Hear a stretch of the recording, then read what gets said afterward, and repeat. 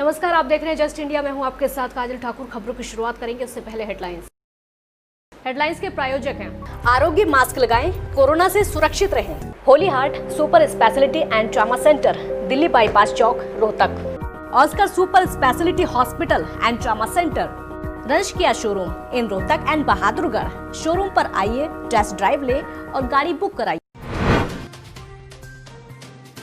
France से भारत के लिए रवाना हुए 5 राफेल विमान 29 जुलाई की सुबह अंबाला एयरवेज पहुंचेंगे। विमान फाइटर प्लेन को 28 जुलाई को यूएई के अल डाफरा एयरवेज पर उतारा जाएगा। भारत में कोरोना के 49,931 नए संक्रमित। देश में 24 घंटे में 708 लोगों की मौत। हरियाणा में कोरोना के 116 संक्रमितों की हालत नाजुक। विधायक बीबी बत्रा ने सरकार पर साधा निशाना। बोले, हरियाणा में रजिस्ट्री का बहुत बड़ा घोटाला हुआ। अनाप शनाप तरीके से काटे जा रहे लोगों के चालान।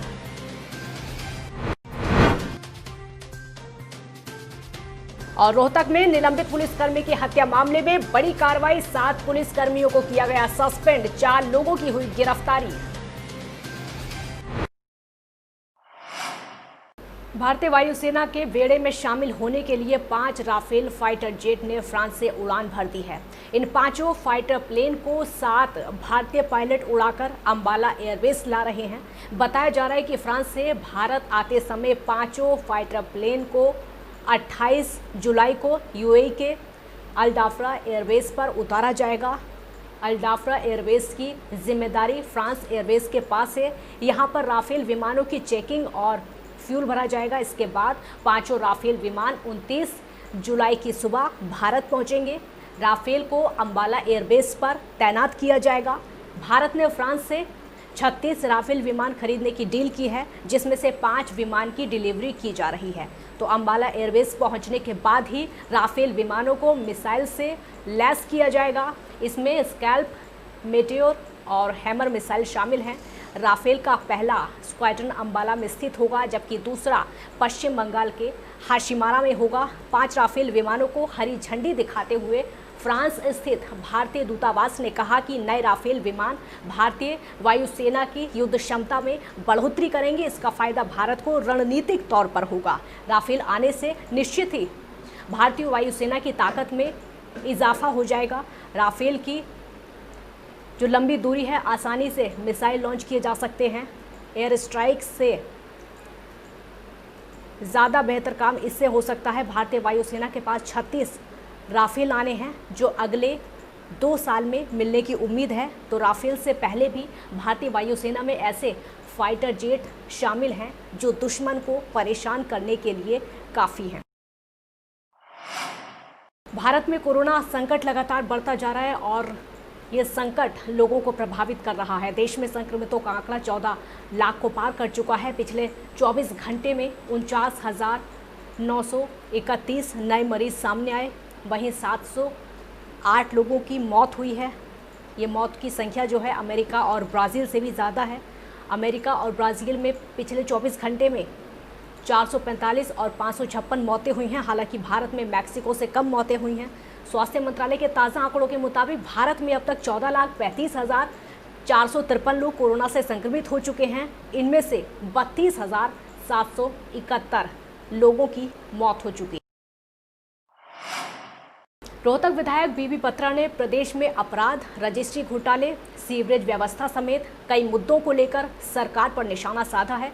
क्या कुछ कहा, आप भी सुनिए। बहुत बड़ा घोटाला है और इस घोटाले की हम असेंबली के पटल के ऊपर कॉन्स्टिट्यूशन मोशन भी लाएंगे, एडजमेंट मोशन भी लाएंगे और सरकार को इसमें इंक्वायरी और तथ्य सामने रखने की और कहाँ कहाँ गोलमाल है उस सब बात को जाए। रोहतक में कितना घोटाला मान के चलें रजिस्ट्री में आप? नहीं, सारे हरियाणा में घोटाला है। तो पर्टिकुलर तो मेरे पास डेटा नहीं है कंटिन्यूसली, पर सारा गुड़गांव में सबसे ज़्यादा घोटाला है, सोना में सबसे ज़्यादा घोटाला है। ये लैब सीजर, ये सारे घोटाले कहाँ से कैसे हुए, ये सारी सरकार की नाकामी दर्शाती है। कानून व्यवस्था में भी रोहतक में इतने हीनियस क्राइम हो रहे हैं, दिन दहाड़े उठा रहे हैं, कचहरियों से मर्डर हो रहे हैं। बिल्कुल सही बात है कि जहाँ पर मुख्यमंत्री आए हुए थे उसके 1 किलोमीटर दूर एक व्यक्ति को उठाया जाता है, रिटायर्ड पुलिस अधिकारी को, और बाद में उसका मर्डर। अनाप शनाप, अर्गनल लोगों के चालान किए जा रहे हैं। जो कोविड के सेक्शन नहीं मानता आप उसके खिलाफ कार्रवाई करो, पर कॉरपोरेशन का कोई भी अधिकारी किसी भी व्यापारी और दुकानदार से बदतमीजी से पेश नहीं आएगा। पिछले दिनों खबरों में आया, बड़ा अच्छा लगा, उपायुक्त ने कहा कि मैं सारी इंक्रोचमेंट हटा दूंगा, NH की रिस्ट्रिक्शन हटा दूंगा। पानी और सीवरेज की व्यवस्था बहुत बुरी तरह से बढ़ा दी। 2 साल से इसका सरकार निदान करने में असमर्थ रही है। लॉ एंड ऑर्डर की कोई अच्छी हालत नहीं है। प्रदेश अध्यक्ष की ताजपोशी होती है तो कोविड की इंस्ट्रक्शंस की धज्जियां उड़ाई जाती हैं। रोहतक में एक निलंबित पुलिसकर्मी की कोर्ट परिसर से अपहरण के बाद हत्या कर दी गई थी। अब इस मामले में 7 पुलिसकर्मियों को सस्पेंड कर दिया गया है। 2 पुलिसकर्मी जो कि कोर्ट के गेट पर तैनात थे और कोर्ट परिसर के सिक्योरिटी के इंचार्ज समेत 7 को सस्पेंड कर दिया गया है। इस मामले के कुछ मुख्य बिंदु हैं, वो पहले आपको समझा देते हैं। बर्खास्त पुलिसकर्मी की हुई थी हत्या। हत्या मामले में 7 पुलिसकर्मियों को किया गया सस्पेंड। कोर्ट गेट पर तैनात 2 पुलिसकर्मी भी सस्पेंड। कोर्ट परिसर का सिक्योरिटी इंचार्ज भी सस्पेंड। बर्खास्त पुलिसकर्मी हत्या मामले में 4 लोगों को किया गया गिरफ्तार। हत्या के 3 दिन बाद हुई आरोपियों की गिरफ्तारी। मृतक के गांव के रहने वाले हैं चारों आरोपी। जमीनी विवाद के चलते हुई थी हत्या। वहीं इस मामले में 4 लोगों की गिरफ्तारी अब तक हो चुकी है। इसकी जानकारी खुद डीएसपी गोरखपाल राणा ने प्रेस कॉन्फ्रेंस करके दी। उन्होंने कहा कि चारों आरोपी मृतक के गांव के ही रहने वाले हैं। वीरेंद्र नाम का जो हमारा बर्खास्त सिपाही था, उसको गाड़ी में, टाटा सुमो गाड़ी में उस लड़कों ने बंदों ने उठा लिया और उठा करके उसको जाकर उसकी टटोली गाँव के अस्पताल उसकी हत्या कर दी। इस संबंध में 3 दिन हो गए थे लगातार पुलिस की सिकंदरी बनी हुई थी। क्या हमारे से ये फर्स्ट इंस्पेक्टर परवीन है, इनकी टीम है, साथ में इन्होंने सबको 4 लड़कों के इनमें से सुनील, राजकुमार, धर्मवीर और नाथू, इन चारों को उठा लिया, कल इसको गिरफ्तार कर लिया है। आज इनको कोर्ट में पेश किया जाएगा। कोर्ट में पेश करके रिमांड लेंगे। ये सारे उसी गांव के हैं। जो मरने वाला जो मृतक है तो महमखेड़ी में वहीं के साथ इनका एक जमीन है, प्लॉट का था, 4500 गज का कुछ प्लॉट है। उस पर विषय इनका चला हुआ था, काफी टाइम से चला हुआ था। पहले इन्होंने जो है उसकी मारकुटाई वगैरह करी हुई है, वो मुकदमा उसी में बेल करवाने के लिए आया। रक्षाबंधन के त्योहार को देखते हुए हरियाणा के पूर्व सहकारिता मंत्री मनीष ग्रोवर के प्रयासों से स्थानीय उपायुक्त RS वर्मा ने 3 अगस्त तक रविवार को छोड़कर बाकी सभी दिन बाजार खोलने के निर्देश जारी कर दिए हैं, जिसके चलते दुकानदारों ने पूर्व मंत्री मनीष ग्रोवर और उपायुक्त RS वर्मा का धन्यवाद किया। कुरुक्षेत्र में पूर्व मंत्री और कांग्रेस के वरिष्ठ नेता अशोक अरोड़ा ने कहा कि जब से भाजपा की प्रदेश में सरकार बनी है तब से हरियाणा प्रदेश नित नए घोटाले यहां पर सामने आ रहे हैं और भाजपा सरकार घोटालों की सरकार बनकर रह गई है। कांग्रेस पार्टी ने सबसे पहले धान घोटाले का मुद्दा उठाया था, जिसके अंदर फर्जी बिलिंग भी हुई थी। उस पर आज तक कोई कार्रवाई नहीं हुई।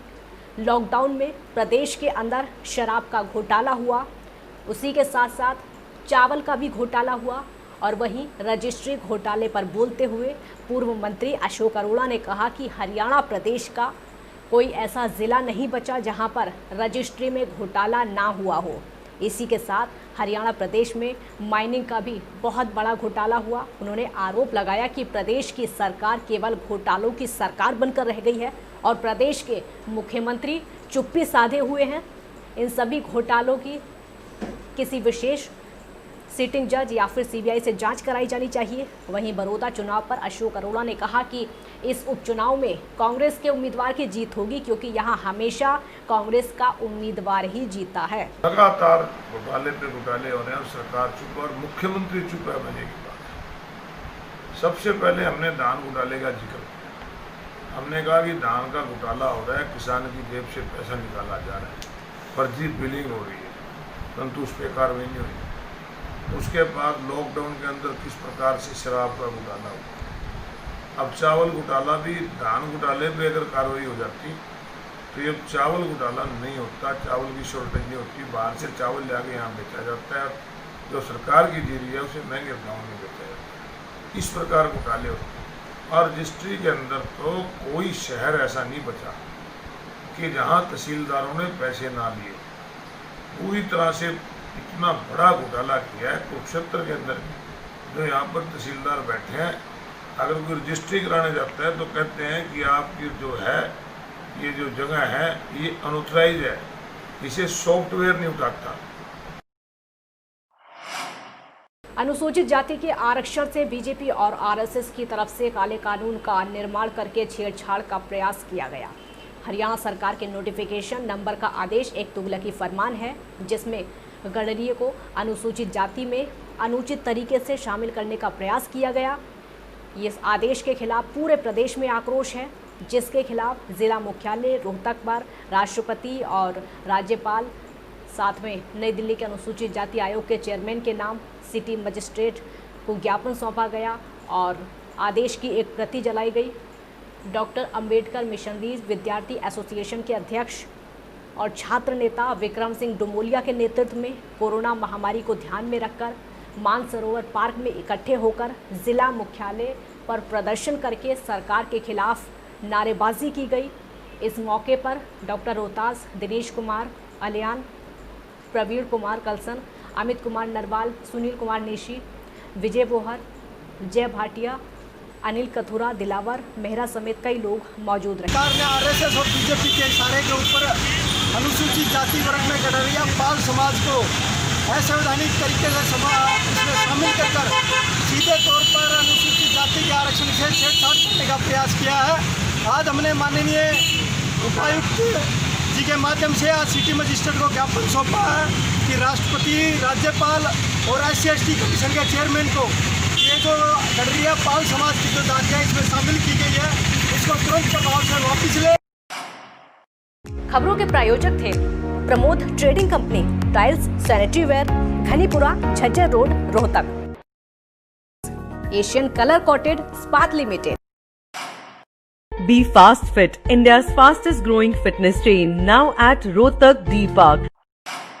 कोरोना महामारी से लड़ने के लिए आरोग्य मास्क लाया है आपके लिए सबसे आधुनिक मास्क। इसके साथ ही आपको मिलेगी आधुनिक PPE किट, वो भी बहुत ही सस्ते रेट पर।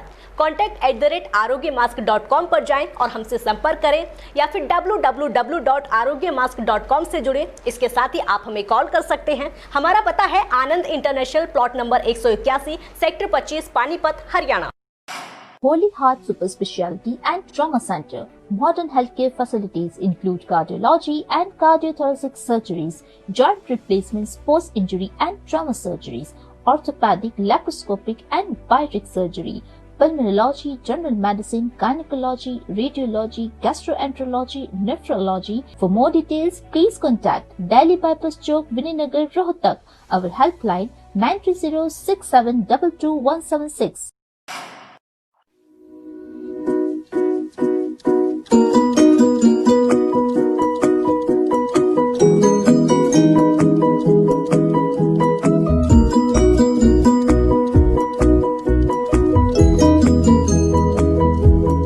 मेडिफिल इंटरनेशनल 7 शीतल कॉम्प्लेक्स, सुभाष नगर, रोहतक।